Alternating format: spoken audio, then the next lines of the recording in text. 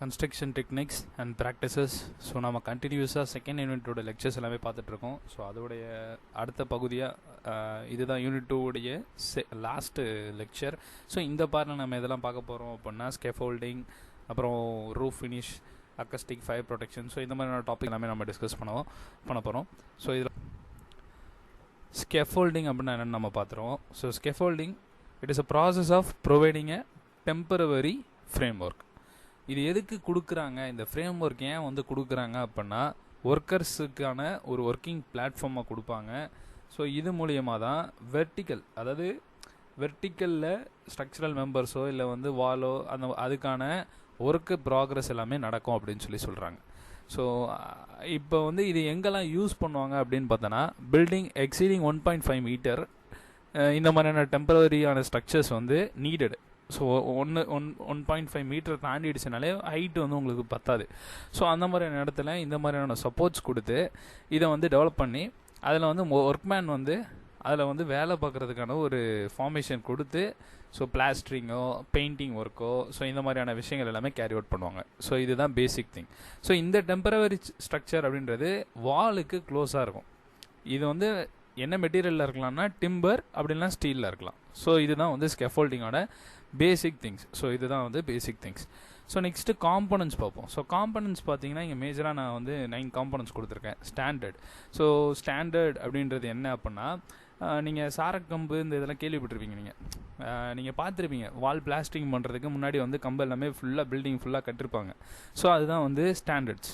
வெர்டிக்கலாக இருக்குது தெரியுமா, அந்த வெர்டிக்கலாக இருக்கக்கூடிய அந்த கம்பு கொடுக்குறாங்கல்ல அதெல்லாமே வந்து ஸ்டாண்டர்ட்ஸ். ஸோ இது vertical members of the framework. அடுத்து லெட்ஜஸ்.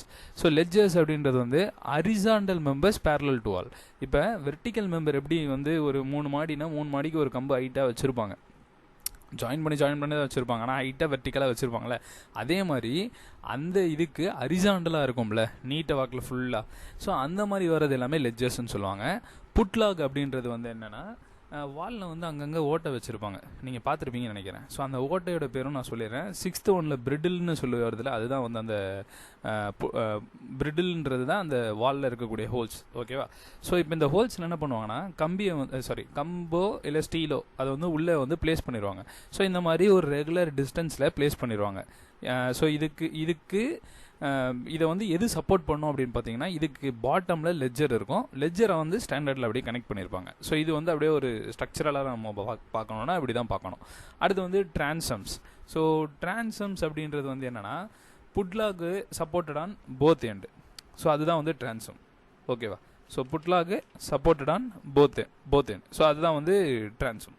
அடுத்து பார்த்தீங்கன்னா பிரேசஸ்ன்றது உங்களுக்கே தெரியும். பிரேசிங் மெம்பர் அப்படின்னாலே டயகனலாக சொல்லுவோமா. ஸோ ஸ்டாண்டர்டில் அப்படியே கிராஸ் பீஸாக எக்ஸ் மாதிரி கனெக்ட் பண்ணியிருப்பாங்க. ஸோ அதுதான் வந்து braces.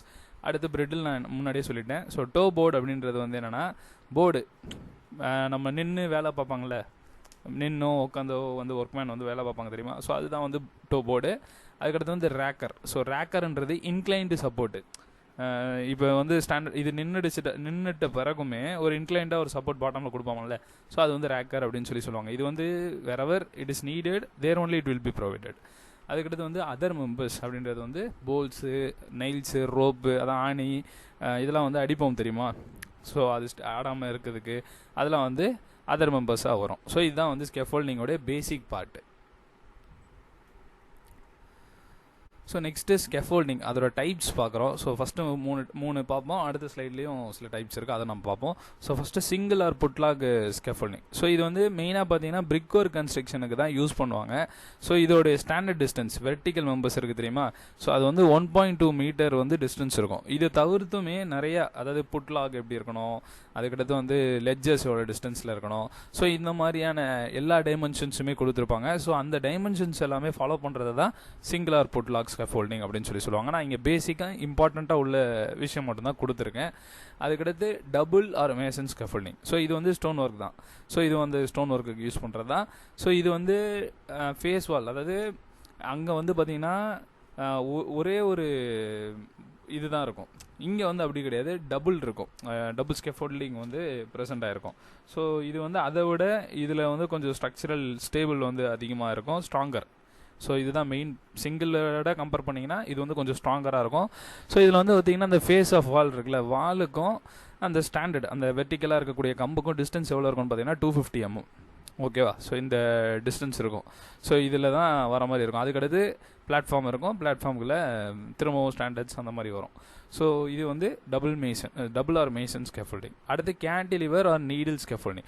So cantilever or needle scaffolding அப்படின்றது வந்து என்னென்னா, ஒரு ஃப்ளோர்லேருந்து வெர்டிக்கலாக வந்து இல்லைனா இன்க்ளைண்டாக வந்து கொடுத்துருப்பாங்க. இது வந்து சிங்கிளாக இருக்கலாம், டபுளாகவும் இருக்கலாம். ஸோ இதில் வந்து ஃபர்தராக இது வந்து இன்னும் ரெண்டாக பிரியுது. ஒன்று புட்லாக் ஸ்கேஃபோல்டிங், இன்னொன்று இண்டிபெண்டன்ட் ஸ்கேஃபோல்டிங் அப்படின்னு சொல்லி. இது வந்து இன்க்ளைண்டு பொசிஷனில் இருக்கும். கேண்டிலிவர் அதாவது எப்படி சொல்கிறதுனா, கேண்டிலிவர் பார்ட் தான். கேண்டிலிவர் நீங்கள் வந்து ஸ்ட்ரைட்டாக கிரவுண்டில் இது வந்து கனெக்டாக இருக்காது. ஏதாவது ஒரு ரூஃப், ஏதாவது ஒரு ஃப்ளோரில் வந்து புட்லாக் வந்து வச்சுருப்பாங்க. ஸோ அதோடைய பாட்டம் பார்ட்டு வந்து கீழே இருக்கக்கூடிய கிரவுண்டில் வந்து கனெக்ட் ஆகிருக்கும். ஸோ அது வந்து இன்க்ளைன் பொசிஷனில் இருக்கும். ஸோ அதுதான் கேண்டிலிவர் ஆர் நீடில் ஸ்கேஃபோல்ட். அடுத்து ஃபோர்த் ஒன் பார்த்தீங்கன்னா suspended scaffolding. So suspended scaffolding அப்படின்றது எதுக்கு யூஸ் பண்ணுவாங்கன்னா, பெயிண்டிங்கு, pointing, white wash, distempering, maintenance work, இதுக்கு தான் மேஜராக யூஸ் பண்ணுறது. ஸோ இது எப்படின்னு பார்த்தீங்கன்னா, ரோப்பு இல்லை ஒயர் இல்லை செயின் நீங்கள் பார்த்துருப்பீங்க. மேலே மாடியிலேருந்து அப்படி ரோப்பில் வந்து கட்டை மாதிரி கட்டி அப்படியே இறங்கிடுவாங்க. ஸோ ஒர்க்மேன் வந்து அதில் நின்று பெயிண்ட் அடிக்கிறதுக்கோ இல்லை மெயின்டெனன்ஸ் ஒர்க்கோ ப்ளம்பிங் ஒர்க் மேஜராக பார்த்தீங்கன்னா. ஸோ டொக்கு வந்து நீங்கள் பார்த்துருப்பீங்க பெயிண்ட் அடிக்கிறப்ப. டொக்குன்றதில் வந்து சிட்டிங்கில் வந்து ஒரு ரோப் வச்சுட்டு எந்த ஒரு சேஃப்டி இல்லாமல் இருக்க மாதிரி இருக்கும். பட் ஆனால் இது அப்படி இல்லை. இது வந்து சேஃப்டியோடு இருக்க மாதிரியான ஒரு கார்டு இது எல்லாமே கொடுத்து இது பண்ணியிருப்பாங்க. ஸோ இது வந்து சஸ்பெண்டட் ஸ்கேஃபோல்டிங். அடுத்து ட்ரெசல் ஸ்கேஃபோல்டிங். ட்ரெசல் ஸ்கேஃபோல்டிங்னா ஒன்றும் இல்லை, லேடர். நம்ம வீட்டுக்குள்ளே ஏதாவது ஒர்க் இருக்குது அப்படின்னா ஒரு ஹைட்டில் ட்ரைபாடு ஸ்டாண்டோ இல்லை லேடரோ வச்சுருப்போம்ல, அதுதான் வந்து ட்ரெசல் ஸ்கேஃபோல்டிங். ஸோ இது வந்து minor repair works, painting work inside ரூமில் பண்ணுறதுக்கு தான் இது யூஸ் பண்ணுவாங்க. அடுத்து ஸ்டீல் ஸ்கேஃபோல்டிங். ஸ்டீல்ன்றது ஒன்றும் இல்லை, இவ்வளோ நேரம் நம்ம பார்த்தது டிம்பர்னா ஸ்டீல் மெட்டீரியல் யூஸ் பண்ணுறாங்கன்னா அது வந்து ஸ்டீல் ஸ்கேஃபோல்டிங். ஸோ அது வந்து எவ்வளோ சைஸில் இருக்கும் அப்படின்றது தான் 40 to 50 mm ஜென்ரல் சைஸு அதோடைய டயா. ஸோ அதுதான் அங்கே கொடுத்துருக்குது. அடுத்து பேட்டன்டட் ஸ்கேஃபோல்டிங் அப்படின்னா என்னென்னா, ஸ்டீல் ஸ்கேஃபோல்டிங் தான். ஸ்டீல் ஸ்கேஃபோல்டிங்கில் அந்த கப்ளர்ஸு அப்புறம் ஃபிக்ஸர்ஸு இதெல்லாமே பார்த்தீங்கன்னா ஒரு ஃபார்மேஷன் வந்து ரெகுலராக வச்சுருப்பாங்க. ஸோ அந்த மாதிரி வரதுனால இது வந்து பேட்டன்ட் ஸ்கேஃபோல்டிங் அப்படின்னு சொல்கிறாங்க. ஸோ இதுதான் different types of scaffolding. So எல்லா 7 டைப்ஸும் நம்ம வந்து பார்த்துட்டோம். ஸோ அடுத்த டாபிக் நம்ம எதில் வரோம் அப்படின்னா, fabrication and erection of steel trusses. ஓகேவா? ஸோ ட்ரஸ்னா என்ன அப்படின்னா, ஒரு triangulated system of straight interconnected structural element. So ட்ரஸ்ஸை நீங்கள் எங்கே பார்த்துருப்பீங்க அப்படின்னா, பேசிக்காக பார்த்தீங்கன்னா பிரிட்ஜஸில் நீங்கள் அதிகமாக பார்க்கலாம். ஸோ அது மட்டும் இல்லாமல் இப்போ வந்து நிறையா வார் ஹவுசஸ், அதாவது லாஜிஸ்டிக்ஸ், பில்டிங், எக்ஸ்போர்ட் இம்போர்ட் அந்த மாதிரி பண்ணக்கூடிய இடங்கள். ஸோ அங்கெல்லாம் பார்த்தீங்கன்னா இண்டஸ்ட்ரியல் பிளேசஸ். ஸோ அந்த இடத்துல பார்த்தீங்கன்னா ஃபுல்லாகவே வந்து ட்ரஸ்ஸு மாதிரியான ஒரு விஷயத்துக்கு தான் போகிறாங்க. ஸோ பார்த்தீங்கன்னாலே ட்ரையாங்கிள் மாதிரி இருக்கும். ஸோ அந்த ட்ரையாங்கிளில் இவங்க வந்து நிறைய மெம்பர்ஸை கனெக்ட் பண்ணி இவங்க வந்து லோடை வந்து ஃபர்தராக டிஸ்ட்ரிபியூட் பண்ணுற மாதிரி. லோடு மேஜராக வந்து வராது. இது வந்து ஒரு நான் இண்டஸ்ட்ரியல் ஸ்ட்ரக்சருக்கு சொல்கிறேன் லோடு மேஜராக வராதுன்னு சொல்லி. பட் ஆனால் மற்ற இதில் வரும். ஸோ இது வந்து எந்த ஒரு பெண்டிங்கும் நடக்காது. ட்ரஸ்னாலே நல்லா புரிஞ்சுக்குங்க. There will not be have any bending in that structure. So அதுதான் வந்து ட்ரஸ்ஸோடைய இம்பார்ட்டண்ட் ஃபேக்டர். ஓகேவா? ஸோ இதை நல்லா புரிஞ்சுக்குங்க. இதில் வந்து டைப்ஸ்ன்னு பார்த்தீங்கன்னா கிங் போஸ்ட்டு, குயின் போஸ்ட்டு, அடுத்து ஃப்ரேம், பிரேஸ்டு டோம்ஸ்னு சொல்லி 4 இருக்குது. ஸோ இதோடைய ஸ்பேன் லென்த்தை வேரி பண்ணி தான் கிங் போஸ்ட்டும் குயின் போஸ்ட்டும் மாறுது. ஸோ 5 to 8 மீட்டர் அப்படின்னா கிங் போஸ்ட்டு. ஸோ அது வந்து எப்படின்னா, இப்போ ஒரு ட்ரையாங்கிள் இருக்குன்னு வைங்களேன். ட்ரையாங்கிளை நம்ம வந்து கனெக்ட் அப்படியே கீழே ஸ்ட்ரைட்டாக ட்ரையாங்கிளோடைய மேலே அந்த எட்ஜ் பார்ட், சென்டர் பார்ட் இருக்குல்ல, அதுலேருந்து கீழே அப்படியே ஸ்ட்ரைட்டாக கனெக்ட் பண்ணுறோம் அப்படின்னா அது வந்து கிங் போஸ்ட் ட்ரஸ்ஸு. அதுவே குயின் போஸ்ட்டு ட்ரஸ் அப்படின்றது வந்து என்னென்னா 2 வெர்டிக்கல் போஸ்ட் இருக்கும், கொஞ்சம் தள்ளி அப்படி இன்டர் கனெக்ட் பண்ணுற மாதிரி இருக்கும். ஸோ இது வந்து குயின் போஸ்ட் ட்ரஸ்ஸு. ஸோ அடுத்து பார்த்தீங்கன்னா ஃப்ரேம்ஸு. ஸோ ஃப்ரேம்ஸ் அப்படின்றது வந்து ஒரு ஸ்ட்ரக்சரல் ரூஃப் மெம்பரை வந்து காலத்தோடு எப்படி கனெக்ட் பண்ணுறாங்க, ரிஜிட்டாக எப்படி வச்சுருக்காங்க பெண்டிங் இல்லாமல் அப்படின்றது. ஸோ இதில் பார்த்தீங்கன்னா 2 டைப்ஸாக இருக்குது. ஒன்று வந்து north light RC portal frame. இது வந்து ஸ்பேன் பார்த்தீங்கன்னா 9 மீட்டர் இருக்கும். அடுத்து ஃப்ளாட் ஆர்சி போர்ட்டல் ஃப்ரேம் மாடல்னு சொல்லி ஒன்று இருக்குது. அடுத்து 4th ஒன்றா பார்த்தீங்கன்னா பிரேஸ்டு டோம். ஸோ பிரேஸ்னால் என்னன்னு தெரியும், பிரேசிங் மெம்பர்ஸ்னால் எக்ஸ் மாதிரியான ஒரு டயகனலில் இருக்கக்கூடிய ஒரு விஷயம். ஸோ அந்த மாதிரி இருக்கக்கூடிய 3D டோம் ஸ்ட்ரக்சர். ஸோ லோடு வந்து இங்கே எப்படி டிஸ்ட்ரிபியூட் ஆகும் அப்படின்னா பிட்வீன் மெம்பர்ஸ்.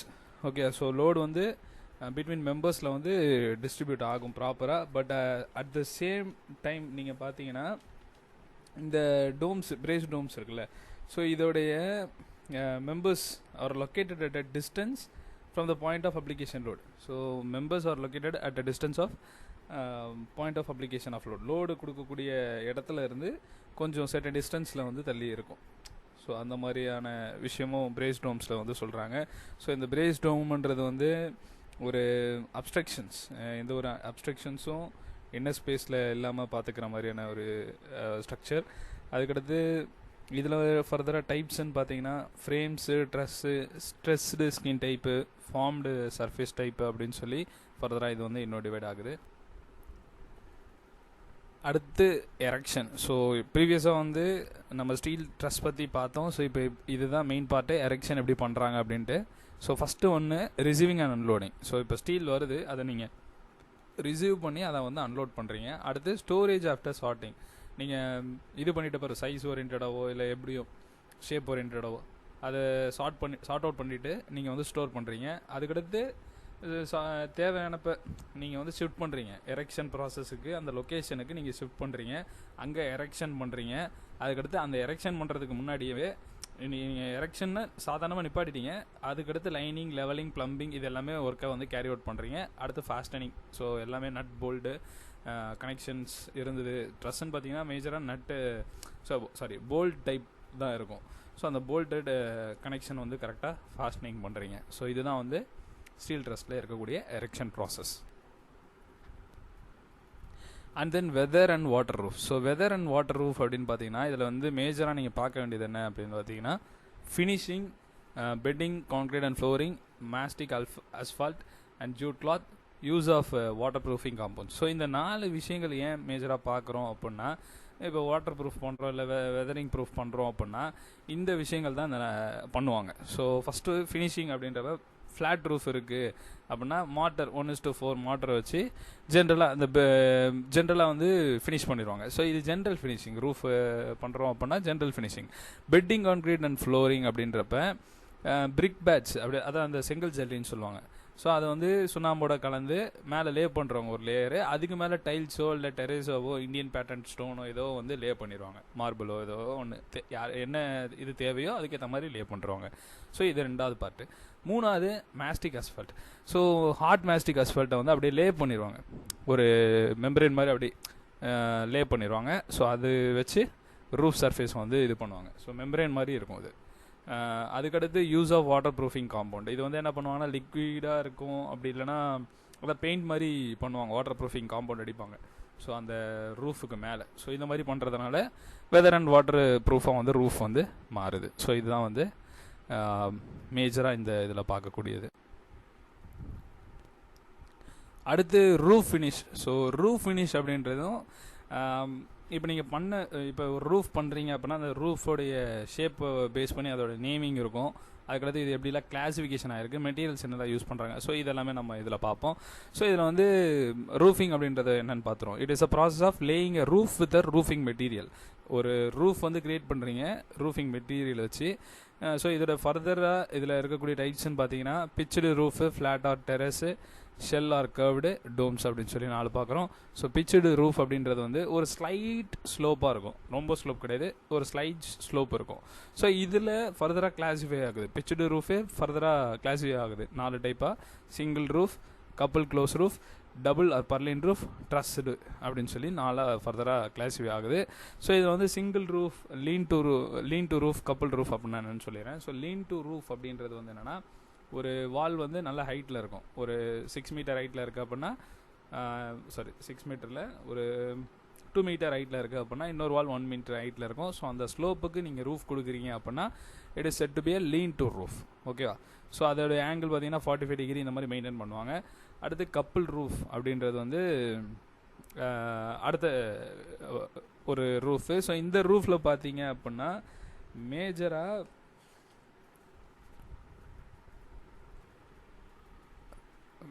பார்த்தீங்கன்னா அப்பர் எண்ட்ஸ் இருக்குல்ல அதை வந்து போல்டின் பண்ணுறாங்க, லோவர் எண்டை வந்து கரெக்டாக நாட்ச் பண்ணிடுவாங்க. ஸோ இதுதான் வந்து கப்புள் ரூஃபில் பார்க்க வேண்டியது. ஸோ அந்த வால் பிளேட்ஸ்லாம் வந்து கரெக்டாக நாச் பண்ணிடுவாங்க, நெயில் பண்ணிடுவாங்க. ஸோ அதுதான் வந்து கப்பல் ரூஃபுக்கு. ஸோ இதே மாதிரி couple close roof, double or purlin roof, டஸ்ட் ரூஃப், இதை பேஸ் பண்ணியே கிளாஸிஃபிகேஷனாக வருது. அதுக்கடுத்து மெட்டீரியல்ஸ் அப்படின்னு பார்த்தீங்கன்னா thatch, shingle, ceramic tile, membrane roofing, metal roofing, concrete. So இதெல்லாம் எதுக்கு சொல்கிறாங்க அப்படின்னா, நம்ம கான்க்ரீட் ரூஃபிங் நம்ம ஜென்ரலாக பார்க்குறது, ஓகேவா. அதை தவிர்த்து என்னென்ன மெட்டீரியலாக இருக்குன்னா, அப்படி தேட்ச்னா என்னென்னா, இப்போ நம்ம ஊர்லலாம் பார்த்தீங்கன்னா குடிசை வந்து இருக்கும்ல, நேச்சுரலாக வரக்கூடிய ஒரு தென்னைமரம் இதை வச்சு நம்ம இலையை வச்சு அந்த ஓலையை வச்சு நம்ம வந்து பண்ணுவோம் தெரியுமா. ஸோ அந்த மாதிரி வரக்கூடியது எல்லாமே தேட்ச்சு. அதுக்கடுத்து சிங்கிள். ஸோ இதுவும் வந்து ஒரு மெட்டீரியலு. ஸோ இது வந்து ரெக்டாங்குலர் ஷேப்டு எலமெண்ட்டு. அதுக்கடுத்து செராமிக் டைலு. ஸோ செராமிக் டைலை யூஸ் பண்ணி ரூஃபிங் பண்ணுறது. ஸோ இது வந்து ஃபயர் ரெசிஸ்டன்ட், டியூரபிளாக இருக்கும், ஸ்ட்ராங்காக இருக்கும். அடுத்து மெம்பரைன் ரூஃபிங். மெம்பரைன் ரூஃபிங்கிறது ஒன்றும் இல்லை, ஒரு மெம்பரைன், அதான் ஒரு இது. நீங்கள் மெம்பரைன் அப்படின்னு வந்ததுனாலவே நீங்கள் அதை புரிஞ்சிக்கலாம், ஒரு ஷீட்டு தான் அங்கே வந்து யூஸ் பண்ண போகிறாங்க அப்படின்னு சொல்லி. வாட்டர் ப்ரூஃப்லேயும் மெம்பரைன்ற மாதிரியான விஷயங்கள் வரலாம். ஸோ அப்போது நீங்கள் புரிஞ்சுக்கோங்க, மெம்பரைன் அப்படின்னாலே ஒரு ஷீட், லார்ஜ் ஷீட்டை வந்து யூஸ் பண்ணுவாங்க. ஸோ இங்கே வந்து லார்ஜ் ஷீட்டை வந்து ரூஃபுக்காக யூஸ் பண்ணுறாங்க. அடுத்து மெட்டல் ரூஃபிங் அப்படின்றப்ப ஸ்டீலு இந்த மாதிரிலாம் யூஸ் பண்ணுவாங்க தெரியுமா, அது எல்லாமே மெட்டல் ரூஃபிங் அப்படின்னு சொல்லி சொல்லுவாங்க. அடுத்து கான்க்ரீட். இது நார்மல் நம்ம சைட்டில் யூஸ் பண்ணுவோம் தெரியுமா. ஸோ அந்த மாதிரியான ரூஃப்ஸ் வந்து கான்க்ரீட். அடுத்து அக்கஸ்டிக். ஸோ அக்கஸ்டிக்னா என்ன அப்படின்னா, சவுண்டு, ஓகேவா. இந்த சவுண்டை வந்து எப்படி நீங்கள் டீல் பண்ணுறீங்க, எப்படி ப்ரொடெக்ட் பண்ணுறீங்க. இப்போ தேட்டர்ஸ்லாம் பார்த்தீங்கன்னா நிறைய எக்கோஸ் இருக்கும், இதெல்லாம் எப்படி நீங்கள் வந்து சாட்டிஸ்ஃபை பண்ணுறீங்க. ஸோ அந்த ப்ரிவென்ஷன். இப்போ ஒரு பில்டிங்கில் மேஜராக இப்போ ஒரு ஆடிட்டோரியம் கட்டுறீங்க அப்படின்னா அங்கே ஒரு ஸ்பெசிஃபிக்கான கன்சிடரேஷன்ஸ் இருக்கும். அதே மாதிரி எந்தெந்த இடத்துல சவுண்டை வந்து கம்மி பண்ணக்கூடிய விஷயங்களும் இருக்கும். ஸோ ஆடிட்டோரியம்லேருந்து வெளியே வந்து சவுண்டு வரக்கூடாது அப்படின்னா அந்த மீடியம் வந்து நீங்கள் கொடுக்கணும். ஸோ அந்த மாதிரியான விஷயங்கள் அக்கஸ்டிக்கை ப்ரிவென்ட் பண்ணுற மாதிரியான, ப்ரொடெக்ட் பண்ணுற மாதிரியான விஷயங்கள் எல்லாமே பார்க்கணும். ஸோ அதை பற்றின விஷயங்கள் எல்லாமே பார்ப்போம். ஸோ அதில் வந்து அக்கஸ்டிக்கல் டிஃபெக்ட்ஸ் அப்படின்னு. ஸோ அக்கஸ்டிக்கல் டிஃபெக்ட்ஸ் அப்படின்றப்ப reverberation, formation of echoes, sound foci, dead spots, loudness, exterior noise. So இதெல்லாமே டிஃபெக்ட்ஸ், அக்கஸ்டிக்கலில் வரக்கூடிய டிஃபெக்ட்ஸ். இது எப்படி நம்ம சாட்டிஸ்ஃபை பண்ணுறோன்றதான் பார்க்குறோம். ஸோ ரிவர்பரேஷன் இது வந்து நடக்காமல் இருக்கிறதுக்கு சவுண்ட் அப்சார்பன்ட் மெட்டீரியலை வந்து நீங்கள் இன்ஸ்டால் பண்ணணும். Echoes, formation of echoes. நீங்கள் எம்டி பில்டிங்கில் பார்த்தீங்கன்னா எக்கோஸ் நிறையா அடிக்கும். ஸோ அதுக்கான சொல்யூஷனை நீங்கள் என்ன பண்ணணுன்னா, சூட்டபிள் ஷேப்பு, ரஃப்பு இல்லை இன்டீரியர் சர்ஃபேஸை வந்து கரெக்டாக அந்த எக்கோஸ் ஃபார்ம் ஆகாத மாதிரியான எனர்ஜியை வந்து நீங்கள் க்ரியேட் பண்ணணும். அடுத்து sound foci. So high sound absorbent மெட்டீரியலை வந்து நீங்கள் ப்ரொவைட் பண்ணணும். அப்போ தான் சவுண்ட் ஃபோகே டிஃபெக்ட்லேருந்து நீங்கள் வந்து ப்ரொடெக்ட் பண்ண முடியும். அதுக்கடுத்து டெட் ஸ்பாட்ஸ். ஸோ நீங்கள் வந்து டிஃப்யூசர்ஸை வந்து இன்ஸ்டால் பண்ணணும். அடுத்து லவுட்னஸ். ஸோ ஸ்பீக்கர் வந்து கரெக்டான அட்ஜஸ்ட்மெண்ட்டில் வைக்கணும். அதுக்கடுத்து வந்து அடிஷ்னல் சோர்ஸும் வைக்கணும். முன்னாடி பேசுகிறவங்களுக்கு, இப்போ ஆடிட்டோரியம்னா முன்னாடி பேசுகிறவங்களுக்கு பின்னாடி வரைக்கும் கேட்காது. ஸோ நீங்கள் அங்கே வந்து ஸ்பீக்கர்ஸ்லாம் ப்ரொவைட் பண்ணுவீங்க. ஸோ அந்த மாதிரியான விஷயங்களும் செய்யணும் அப்படின்னு சொல்கிறாங்க. அடுத்து exterior noise. So exterior noise அப்படின்னு வரப்போ வெளியே இருந்து உள்ளே வரக்கூடிய நாய்ஸ் இருக்குது தெரியுமா, அதை எப்படி ப்ரிவென்ட் பண்ணணும்னா சவுண்ட் இன்சுலேட்டிங் மெட்டீரியல் மூலியமாக தான் நீங்கள் வந்து ப்ரிவென்ட் பண்ணணும். ஸோ இதெல்லாம் ஆடிட்டோரியமில் மேஜராக யூஸ் பண்ணுற மாதிரி. ஸோ இப்படியெல்லாம் டிஃபெக்ட்ஸை வந்து நீங்கள் கண்ட்ரோல் பண்ணலாம் அப்படின்னு சொல்லியிருக்காங்க. So next fire protection. So fire protection அப்படின்றது வந்து மேஜராக இப்போ எல்லா பில்டிங்லையும் நம்ம வந்து பார்க்கக்கூடிய மிக முக்கியமான விஷயம். ஏன்னா ஃபயர் ஆக்சிடென்ட்ஸ் அப்படின்றது வந்து நம்ம நிறைய பார்த்து வளர்ந்துருக்கோம்.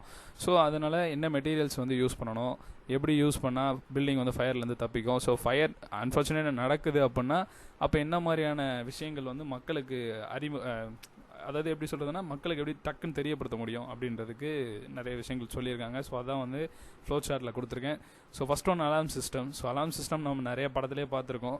ஸோ அலார்ம் சிஸ்டம் வந்து பெல் மாதிரி ஒரு வார்னிங் கொடுக்கும். ஸோ அது மூலயமா பீப்புள் எல்லாருமே பில்டிங்கை விட்டு சேஃபாக கீழே போயிடலாம்.